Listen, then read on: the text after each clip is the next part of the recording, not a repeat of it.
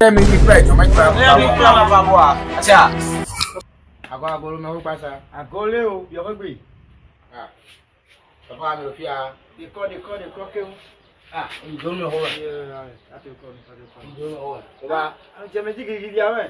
mi to mo Yo don da fi àwọn bezo mi to ni we lo da ndo me o tun bezo mo ra mo won fi gidi a ka so bo yo mi a donc kere viche owó tí èdè sì bí ewé ló ń dé báyìí ònà orúkún tó mi gbọ́ jẹ́ àmọ́dé. Ẹ bá ka ni so. ilé tó ní gàdùn mi kú lẹ̀. Papa. Ero yo no le. Esi rea.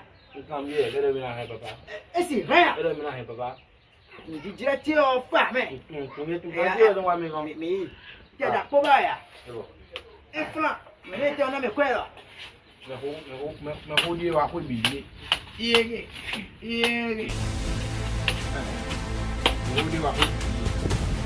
Sábẹ́ papa sábẹ́ ọ̀rọ̀ àti ọmọ ẹ̀rọ. Ado ni kan ji a. Mam name.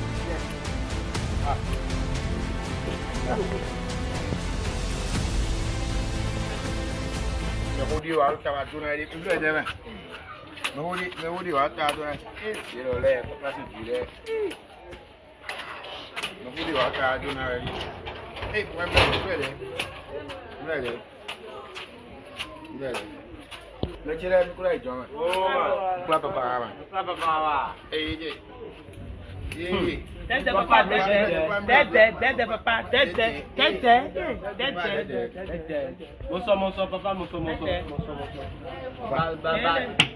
Tijan papa. Papa ndi doma. Bon papa, ici no hode mi lo don.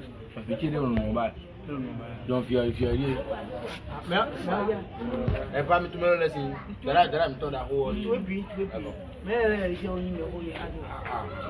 To fiche mo ba ti mondo.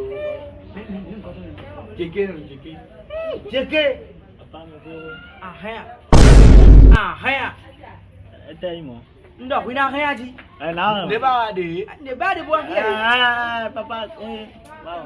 Sushi osupo bo ne ni won ni aka ri ba bo ni. Ati bube. Alo de ko ba wo don ni. Ovije. Nda se ko.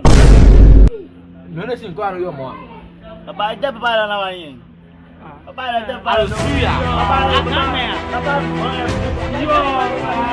No mo ni. No mo ni pa lo na. Pero no mo. Yo no ba mi na mi me ko papa. Yo be. Papa do yo mo jere na ko. Aseta se ba ne un. Eno yo nu si ko mo. No wa lo ba mo. Ayo, edo ba no yo nu si nko we. Lo yo hodo, asi lo yo hodo. Me lo tete yo lo. Papa lo yo ni jere wa po. Ero tete yo.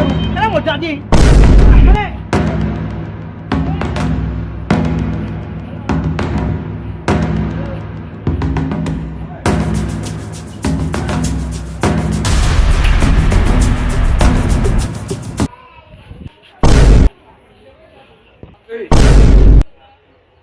Papa.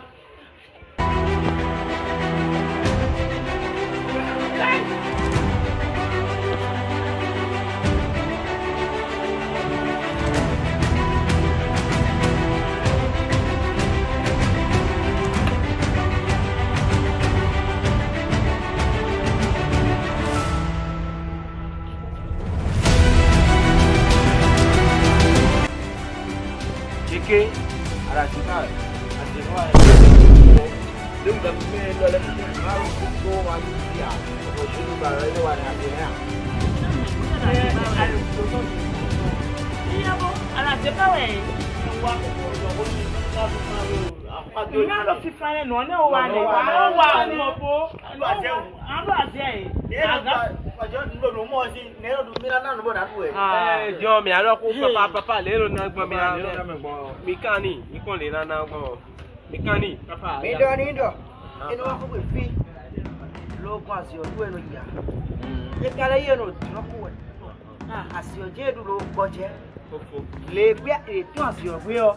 asi o je na du Eso ne. do money ndo ko de ya le ko ko mo je ma bi asi o je na du e Ado we papa lo. Na do ati o. Akara ku to mo. no se so le ya ba de hu ne hu Mi pa mi wa lo ji. Mi Ete pa mi a wa. a pa ite a. A dun ayi me. Ayi me. ku so ba ti o no ba ku so ba ti o Ayi a a se pa papa no be kere e wa fi eno bu jeun e papa ka ton mo no mo do azie a o me ko do na mi le mi ka fi bolo ni o me ani wa ko do adona mi da do ni mi lo ba organize ase ka bo de ko no wi so ba Ah, but me na pro ta to na ya. azeka no je ke bolo yi azeka hey yes